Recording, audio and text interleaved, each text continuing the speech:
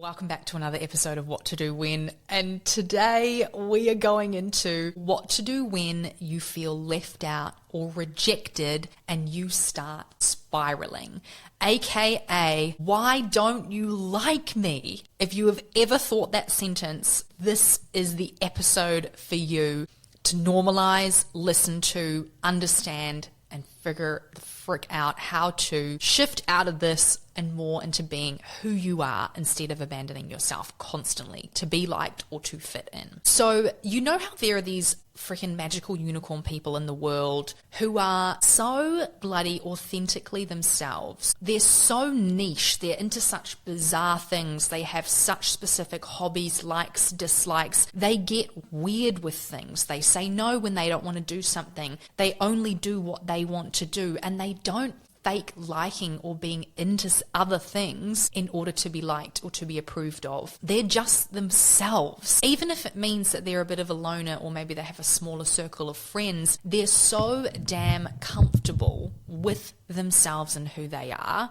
You know those people? Yeah, that is not me. That is not me. And if that's you, this is the wrong episode for you to be listening or watching. This episode's not for you. This episode is for the exact opposite of what I just said.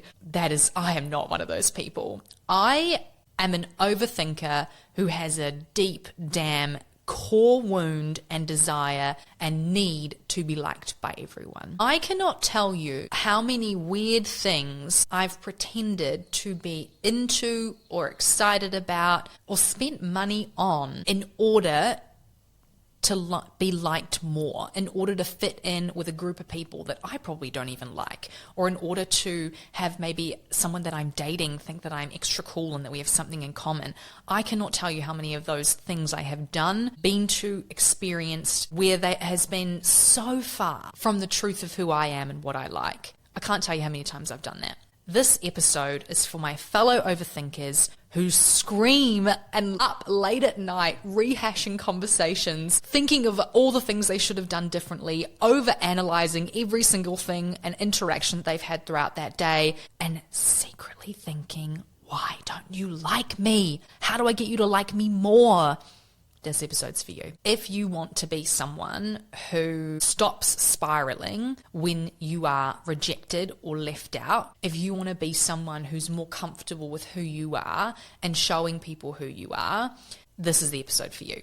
We're going to go through this together, and I have to say, I'm right freaking here alongside you. This is something that keeps me up late at night often, and it's something and a part of me that I often have to really sit with and work with and do self-therapy and paid therapy with in order to not let it rule my life. Because it did. For such a long time, I was that person who faked interest in so many things that I didn't like in order not to be left out of the group. I was a bit of a loner as a kid for a while. I often felt left out. And so when I became a teenager, and especially my late teens, early 20s, I had these multiple friend groups through work and through school friends and through other friends. And I swear to God, I was a different person inside of each friend group. And they didn't match up with, none of them were me. None of them were actually who I was. I was pretending the entire time. And I was constantly abandoning myself to fit in. And this is something that I've had to work so hard on. And it's also been something that's been so rewarding to work so hard on.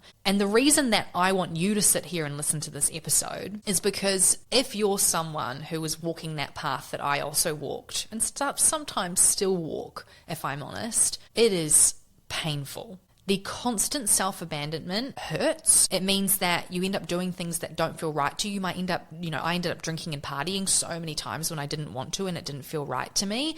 I ended up spending so much money on countless stupid things that I didn't want to go to. I went traveling to places I didn't want to go. I even walked down career paths that I had no interest in.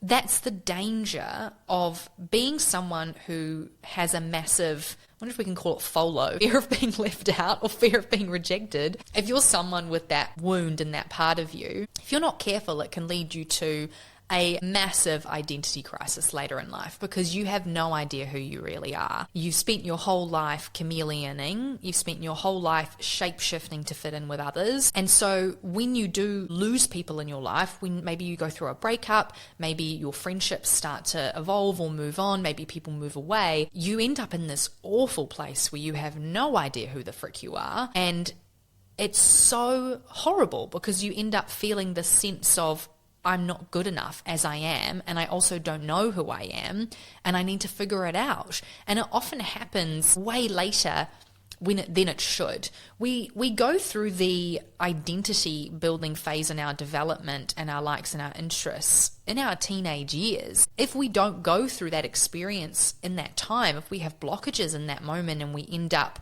like so many of us do, shrinking ourselves in order to fit in and to be liked, it then leads you to be this adult who has this looming fear of being rejected for who you are. And so you hide who you are. You hide it from the people you love. You hide it from the people you don't love. You hide it from the people who you don't even like. And you end up being and living as a person who feels completely disconnected to others. It hits on your relationships and your friendships. I remember having this night in the car one day after a massive weekend of partying, and I had been surrounded by people the entire weekend. I'd been surrounded by people.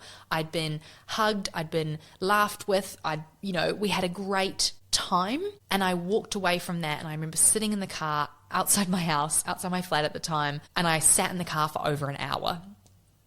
And I was having this whole crisis of like, do they even know who I am? Like, do they know the real me? And I was having this crisis and this conflict inside of myself because I desperately wanted to be loved and liked for me at my core and who I really am, terrified of them actually seeing who I am and potentially rejecting me or not liking me.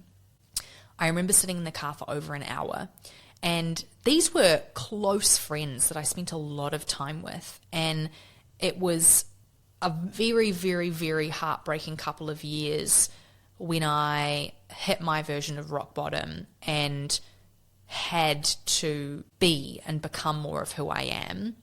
And I could no longer pretend to like the things that I was liking. I could no longer drink and party the evening away because my body was breaking down. My anxiety was through the roof, and I was having panic attacks when people would come over to the house and were drinking at our house because I was so petrified of what they would be thinking about me. And it was an awful moment in my life. And what happened was all of those relationships ended up falling away, and it was terrifying. It was terrifying to go from being this person who was surrounded by people constantly to feeling like I had no one, to feeling like who I actually am isn't good enough, and they didn't actually like me this whole time. And now I only have one or two friends who actually love and support me for who I am. It was an awful moment. Of course, that wasn't the true reality of what the moment was. It was my story and my perception in my pain of what it felt like. And looking back at that moment, I wish I would have done so many things differently, and I wished that I had the language to have been able to share with people what I was really going through, and I wish that I'd had the courage to let them in and to let them see me, because I think some of it would have turned out differently, but I didn't at the time. I had none of that. And that's often the case. Versus now, life is so different and my relationships are so different. The people that are in my life know and love me for exactly who I am. The messy, overthinking, anxious, emotional, determined person that I am, who has so many different facets to her personality. They know and they like me and they love me for who I am. And those relationships and that closeness that we have and the vulnerability that's come with that, oh my God, it has been fucking terrifying and also exhilarating and the best thing that could have ever happened to me. So I want to talk about today, I want to break this all down. I want to talk about what to do when you are someone that spirals when you feel potential rejection or you feel left out. We're going to talk about today why rejection hits so hard. We're going to talk about what's happening inside of that spiral. We're going to talk about how to interrupt the spiral and how to do the real work so that you can be someone who stops abandoning themselves in order to be liked and in order to be loved, so that you can be loved for who you are, because you deserve it, baby. You really, really do. So let's dive in. Actually, I'm reading my notes here and I have to say, one of the the themes of this episode that I hope comes through today is learning to hold rejection without losing yourself is one of the most important skills that you can develop over your lifetime. And not just for your relationships and your friendships, but for your career, for your side hustles, for all the things that you want to do in your life. I'm someone that is regularly putting myself out of my comfort zone on social media. I run this podcast, I post a lot of content, and it's so scary, the idea of being rejected for that content. And it has been so tempting, and I've done it many, many times, to alter the content or the message that I'm sharing and to put it in a more digestible package that is trendy and aesthetic and looks like what everyone else is doing and how everyone else is sounding. There's been so many moments where I have abandoned my authentic nature and who I am in that content creation, in the creation of this podcast, in my business, in my side hustles, in my career, in my jobs, professionally, where I've done that. And it's been so heartbreaking because I abandoned my actual sense of authenticity and the message that I want to share. But it's really, really freaking easy to do. If you're someone that posts content on social media, you'll know exactly what I'm talking about. It's so easy to try and fit in with the trends than it is to actually inquire, who am I? What do I stand for? What's my message? How do I want to deliver it in my way? So much harder because of that potential rejection coming up. And that's what we're going to talk about today. We're going to talk about the two facets of how it applies. And I see this applying to your professional life, and I also see it applying to your friendships and relationships. Rejection is a massive part of life. It is also a massive expander and a massive thing that makes you grow. It really, really does. And rejection really is redirection. So let's talk about it. Why does rejection hit so hard for some people? And again, I'm reminded of these amazing people in the world who are not fazed by rejection, who can go up to someone at a bar and ask them out, get rejected on the spot, come back like nothing's gone wrong, who can apply for a job that they are so unqualified for, and they'll call them up, right? They'll call them up and be like, hey, I put my application, blah, blah, blah, and they'll get rejected, no biggie. They'll go for opportunities. They'll post the content. They will start the side hustle. And they don't care. They don't care if they get rejected. All they care about is getting one step closer to their dreams, to continuing on that path. And I'm about to grab this microphone and shake it. I wish that I was that person, and I'm sure that you wish that you were this person too. But for me, and maybe for you if you're here listening, rejection is a core wound of mine, and maybe it's a core wound of yours. For me, this rejection comes from growing up without a dad. And for many, many, many years, I felt that sense of abandonment and rejection from my father, from this father figure that was supposed to love me unconditionally and who chose not to be in my life. That story that I created around that at such a young age carried with me throughout the rest of my life. And it hit heavy in the way that I saw myself and the way that I saw the world. And it made me, the pain of feeling that, especially as a young child, and not understanding why, right? Not understanding the bigger context of what was going on for him and why it might have been a good thing that he wasn't in my life. Not understanding that context and just feeling that pain as a kid was awful. And I know that it's actually a very common experience for us to feel a sense of rejection or abandonment by a parent or a caregiver, no matter if they were actually there and present with you, but maybe they were emotionally unavailable, or maybe they were just really inconsistent. Maybe you grew up in a traumatic household, maybe you had both parents, maybe you had none, maybe you had one. Who knows what that experience was like for you? But a fear of rejection and abandonment is a very, very, very common thing to experience. And the reason that we carry this fear is not only amplified by what we experienced and the personal wounds that we carry from our childhood experiences, then we've also got our adult experiences in life, heartbreak. One of the most painful things to go through. People die from broken hearts, from that fear of rejection, from that sense of rejection. We then also have the biological impact on what's actually happening. We are ultimately, and this is something that I hope that you understand about yourself and about what it means to be human. You know how they always say that humans aren't meant to be alone. They're meant to be in connection. And that's true. Human beings are designed to live in tribes. Human beings are designed to be part of a pack. And the reason for this is because it's much, much, much better odds of survival to be living with people than it is to be outcast on our own. Our bodies and our brains at their most primal senses are about survival. Our number one instinct that we have in our body and in our brain, our core automatic responses, are about survival. They are about surviving. The best way to survive is to be part of a pack, part of a tribe, part of a group that can protect you from threats, right? And if we think about cave people days, we're thinking about real physical threats, right? We're thinking about staying warm in the winter. We're thinking about gathering food. It's much easier if we've got a whole group doing this. We're also thinking about protecting from, say, other people, or being protected from animals. And in today's world, that's very, very different, right? But there still is a sense of that we all live with, that we're safer in a group. We're safer when we're connected to other people and to other humans. That is why we see so many mental health struggles when we're isolated, right? When we are cut off. And again, I'm thinking about COVID, I'm thinking about lockdowns, I'm thinking about that isolation so many people went through. When we're disconnected, our bodies do something. Our bodies start to freak the fuck out.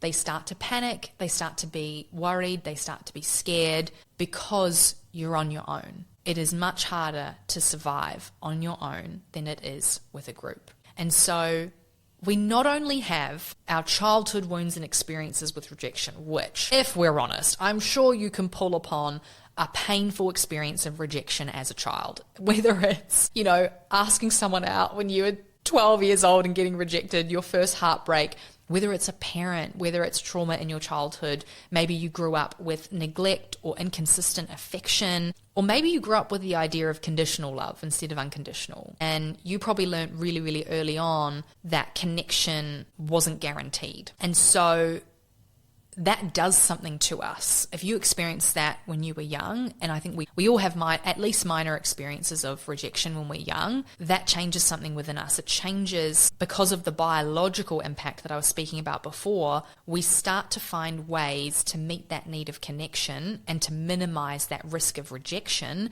We start to find ways to do that. And those ways are things like people pleasing, abandoning yourself, liking things that you think other people like, trying to fit in, walking the career path that maybe your parents wanted for you that you don't want for you. There's so many examples of this. And it's tough because we kind of learn this message that in order to not be rejected and to feel that fear of what it feels like, think about how awful it feels to feel rejected, right? Like even now I can think about how terrible it feels to be rejected. And it's a really just awfully uncomfortable human experience to go through, but it's important. We think about all the ways in which we can minimize that rejection, and we come up with all of these strategies in order to be able to connect and to guarantee safety and connection. And some of those strategies are not helping you and not serving you, namely the people pleasing, namely abandoning yourself, mainly pretending to be someone that you aren't. And I know that this all probably sounds really, really dramatic, but the point that I want to hit home here is that to your body, potential rejection, it feels dramatic. It feels like I'm going to die if this person rejects me. That's what's happening inside your body when somebody changes their tone in their text message, or somebody stops replying to you, and you just feel this awful sense of anxiety coming over you that I've done something wrong, or maybe they don't like me anymore, or maybe you find out, oh God, I remember experiencing this so many times in my teens, but you find out that you weren't invited to a party or to a hangout and you're crushed, right? You absolutely crushed. And so this is the point that I just want to hit home with you, is that if you are someone that fears rejection in all sense of the word, because remember, rejection isn't just about fearing being rejected by people and your friends and your relationships and your romantic relationships. It's also about that fear, that wider fear of rejection, of going after your dreams, right? And doing those big things and being seen for who you are. And again, if you're not careful, you'll end up living as someone or pretending to be someone that you're not. And you'll also end up not going after the things that you really want. So let's dive into what's actually happening inside that spiral that goes on when you start to when you start to smell that you might be about to get rejected, right? You might be about to have someone, maybe someone that you're dating, maybe they start getting weird and you're like, oh my God, and you start freaking out. Maybe one of your friends starts getting a bit sketchy and you're like, oh God, what have I done? Maybe, you put out this application for a really cool job and they haven't gotten back to you in like 2 weeks and you're freaking out, right? And I want to break down what's happening inside that spiral for you in terms of our parts. And again, if you're new here, parts theory is what I work in, and this theory is about that we have multiple parts of our persona. We have multiple parts of ourselves. If you think about the analogy of, angel and devil sitting on your shoulder, you've got one part of you that wants to do this and one part of you that wants to do that. We have all these different parts of ourselves that exist. When we go into a spiral like that, when we're freaking out about being rejected, it's not just you that's running the show in your head. The reason that we feel such panic and anxiety and we, get this sort of rush and sense of I don't know what to do is because there's so many different parts of you that come up in that moment from your past experiences. So you might have, for me, I mentioned the example of having the inner child in me who felt abandoned and who just feels this desperate yearning to be chosen. And so when I go into that spiral in that moment, that child who was abandoned by her father comes up and she thinks, oh my God, this person's going to leave me or reject me, and that's going to be really painful. What can I do or who can I be to bring them closer? You might have a part of you that we can call, the people pleaser who tries to keep everything smooth, A really common experience of this is whenever you start to feel tension. A lot of people pleasers really resonate with being very energetically attuned, i.e. you're quite sensitive to the vibe of the room or the vibe of the place, and you can feel when things go off. But really that's just this hypervigilance because you're freaking the fork out and you're trying to minimize that risk of rejection. And so when you sense that, when you sense some tension in the room, you start to try and smooth things over and people please and get everything to go back to being calm again so that you don't feel like you're being rejected again. And then we have a classic. We have another part of you that comes up in that spiral who is the inner critic. And I think so many of us live with this, and it's such a hard part of you because it feels awful to criticize yourself. It feels awful to be in this space and you start blaming yourself for everything that went wrong. So somebody that you're dating and it's going really, really well, and then they decide they want to end it, and you just sit there and you berate and blame yourself for every single thing that you've done wrong. You beat yourself up, right? Maybe your friend cancels plans. Again, you beat yourself up. Maybe you don't get the job. Maybe your video doesn't go viral or someone makes a nasty comment on it.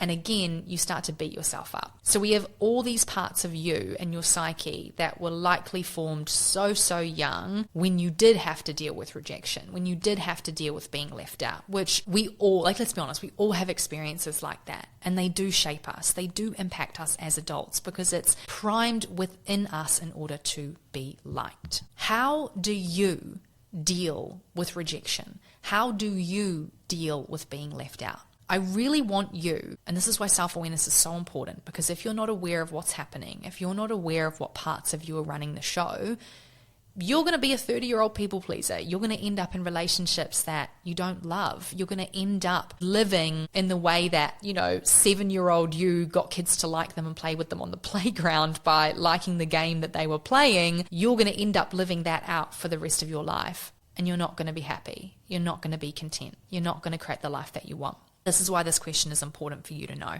How do you deal with rejection? What happens when you feel like you're going to be rejected? Do you blame yourself? Do you try and fix it? Do you try and be like someone that they like? Do you try and do, great example for me, I often try and do something funny. I often try and make a joke. And that's something, again, to try and smooth things over and to try and get that connection back and minimize that risk of rejection. How do you deal with it? How do you deal with it? What comes up? Think about it.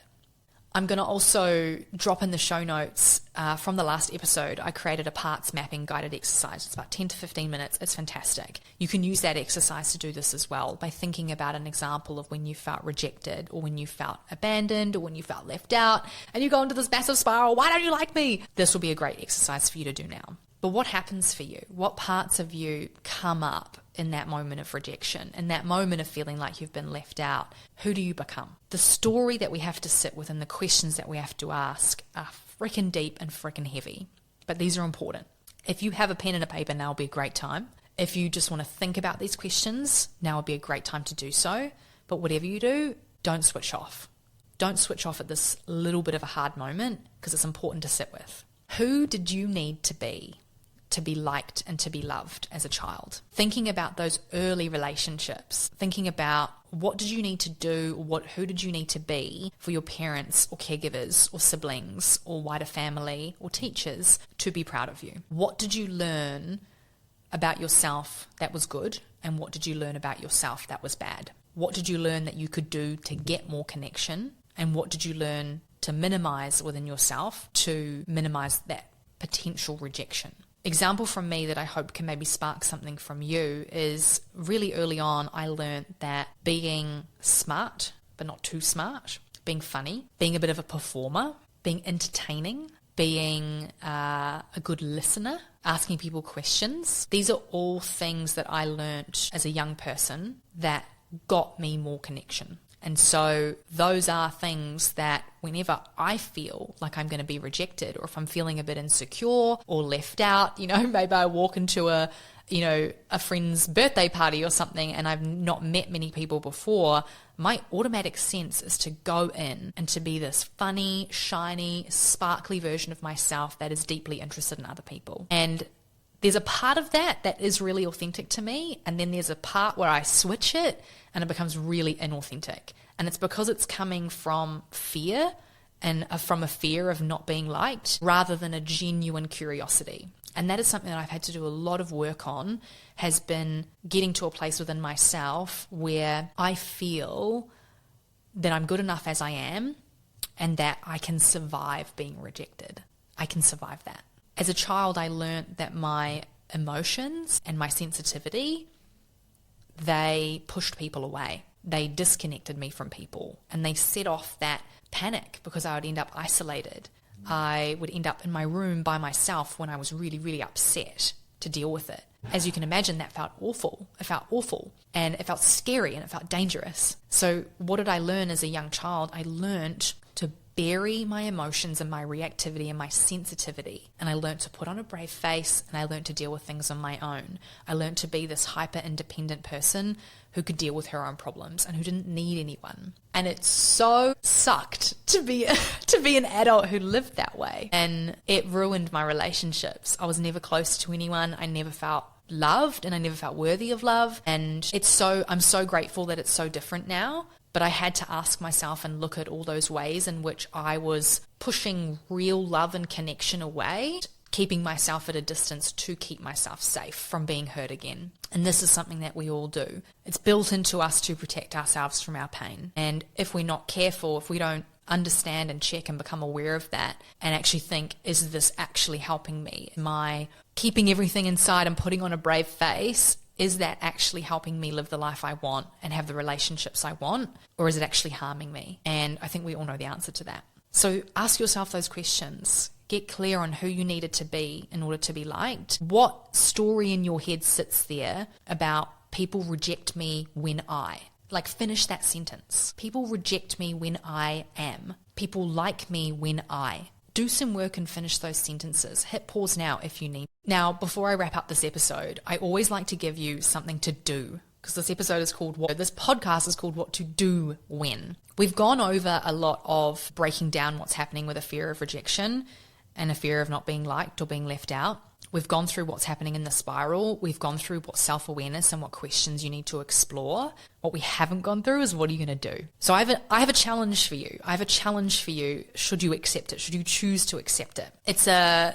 version of something that you might have seen, that there are people who go through what's called rejection therapy, and they essentially try to get good at being rejected.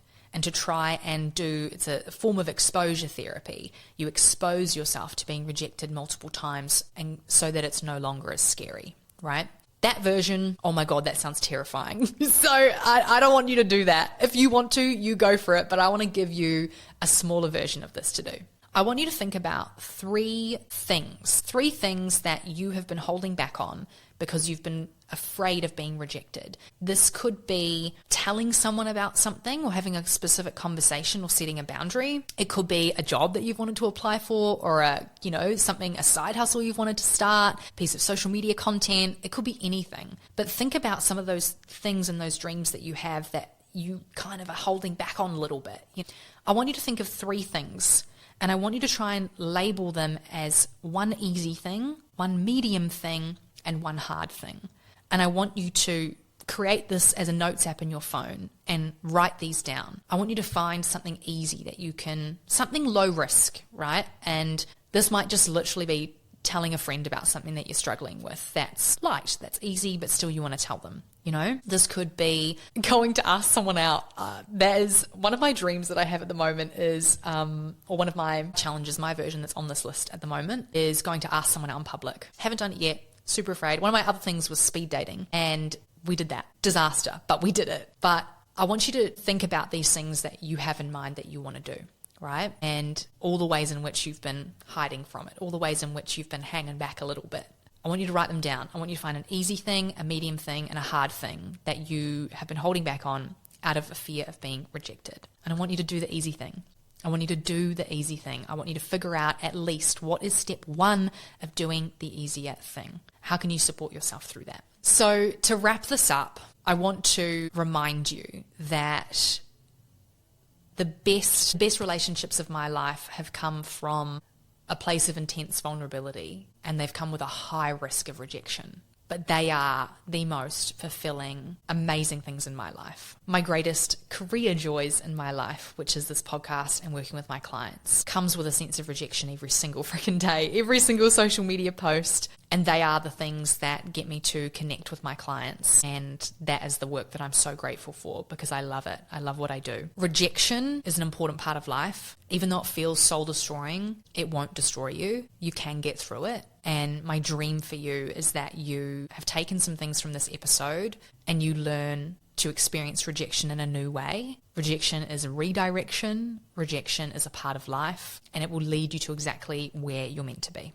Having a fear of rejection is incredibly normal. It is something that every single human being faces on some biological level. Some people deal with it better than others. I'm over here living and breathing with a massive fear of rejection, living my life as best I can, and you can do this. If you're looking for support, if you want some accountability, some strategies, some tools, some processes, you know you've been hanging back, you know you've got some big dreams in your life for your relationships, for your career, for your whatever, for your health, just for your life in general to be more fulfilling. If you know, and this has been hitting home for you, that you want some support, I invite you to come and join the program Heal. So Heal is a 12-week one-to-one program where we go through learning and working with all of the parts of yourself that have been holding you back from being able to live the life that you really want. It's an incredible program that is filled with support and accountability, and it's also filled with a bunch of vulnerability in the middle. It's about revealing the parts of you that are the most afraid,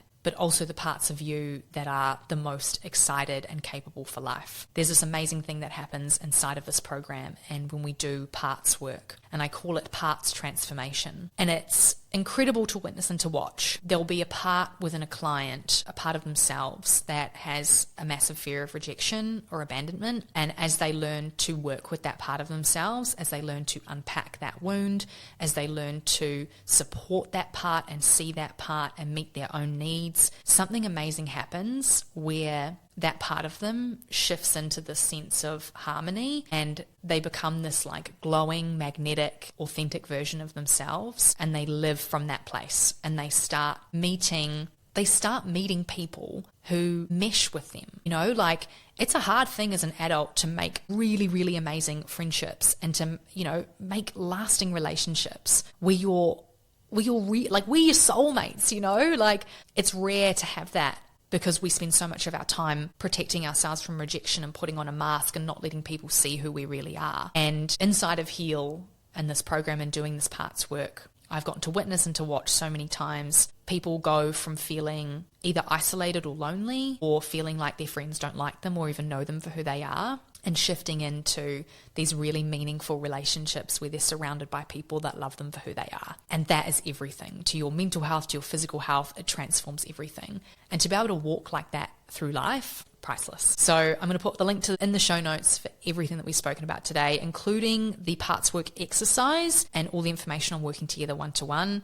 I'd love to hear from you about how you found this episode, and thank you so much for listening, for being here. Have the most beautiful day, and remember that you're doing enough always. You're not alone.